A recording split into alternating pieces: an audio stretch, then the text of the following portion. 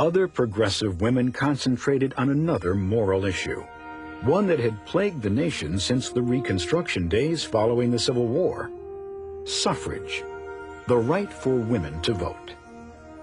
1912. All along Fifth Avenue, from Washington Square to 57th, were gathered thousands of men and women of New York. Women doctors, lawyers, architects, artists, actresses, sculptors, waitresses, domestic and industrial workers, all marched with an intensity and purpose that astonished the crowds that lined the street.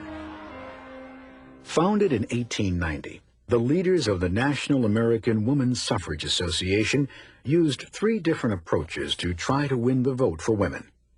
First, they attempted to get state governments to grant them suffrage, but only Wyoming, Utah, Colorado, and Idaho agreed. Suffragettes then decided to take their cause to court, citing the 14th Amendment. It said that states which denied their male citizens the right to vote would lose congressional representation. Women argued that they were citizens too, and therefore the states must allow them to vote. So, Susan B. Anthony and other women made over 150 attempts to vote in 10 different states, forcing the Supreme Court to decide their case. But despite the fact the Supreme Court in 1875 agreed that women were citizens, they concluded that citizenship alone did not automatically grant women the right to vote.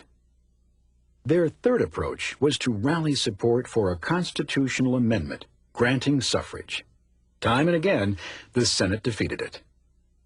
The suffrage campaign marched on, and with America's entry into World War I in 1917, the tide seemed to be turning.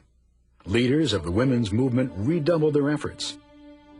Susan B. Anthony and Carrie Chapman Catt continued the NAWSA's cautious approach, while other women leaders, such as Lucy Burns and Alice Paul, formed a more radical organization, the National Women's Party, which openly blamed the Democrats and used protest marches and even hunger strikes to try to win the vote. Finally, in 1919, Congress approved the 19th Amendment, and the following year the states ratified it, granting women suffrage. The long battle for suffrage had taken 72 years.